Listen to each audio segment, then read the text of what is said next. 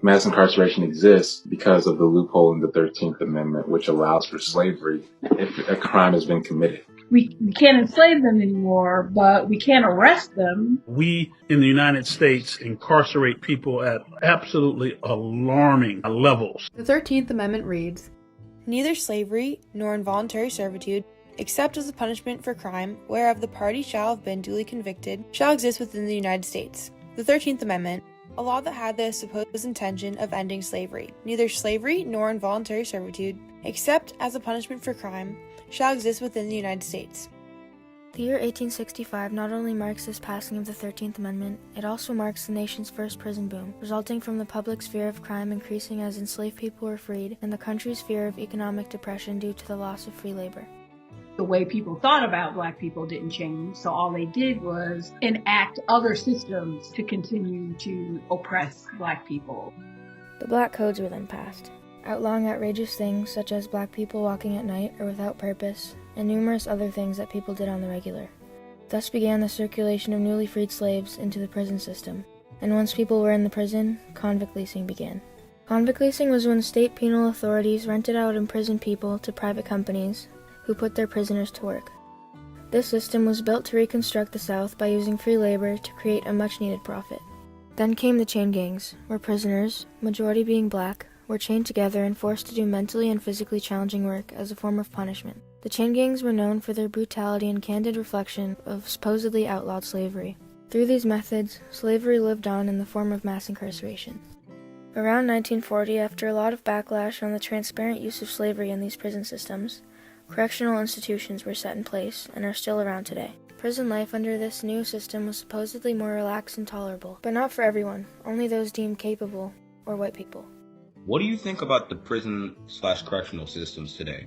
I think it's this new iteration of what chattel slavery Is just another way for the country to keep Black people oppressed. And so what we're seeing is this disproportionate incarceration, captivity of disproportionately Black and brown bodies. It isolates, it strips people of their humanity and objectifies them as mere tools of labor. You know, when I'm going through my hometown, I'm acknowledging that this was a city built on stolen land with stolen labor. We make up 5% of the world's population and 25% of the prison population.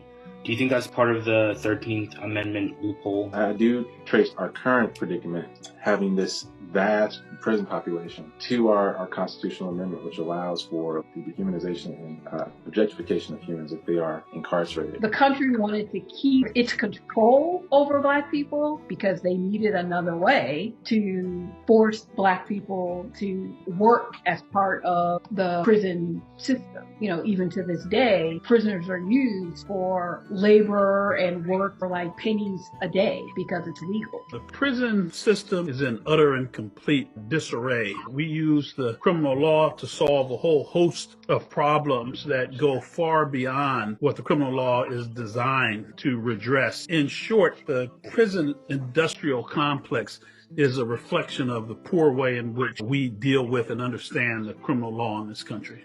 What fundamental aspects of the prison system do you think need to change in order to get away from this idea of slavery? Prison for profit has really eroded consciousness and really the legitimacy of the institution of criminal justice. Currently, we see this with cash bail, where people are sitting, wasting away in jail for a year, 2 years at a time, maybe more.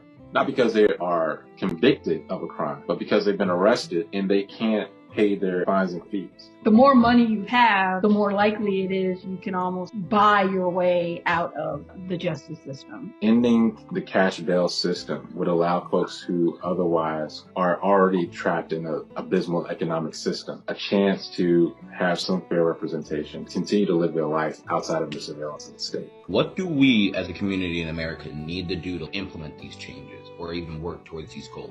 Vote, vote, vote, vote, vote. If you want to reduce the incarceration rates, then elect public officials who are more creative and those who don't rely on the criminal justice system to solve every social problem that we have. We have to just get rid of this myth that the prison system is actually set up to rehabilitate people, because it's not. It's just set up to punish people. And if we really wanted to rehabilitate, we'd actually have more programs. People could get education, get skills for certain jobs, therapy and mental health programs and services, if we really were about rehabilitating people. And we do the sorts of things so that when the wave of people come out of prison, then they are at least marginally ready to get along in society in a productive way.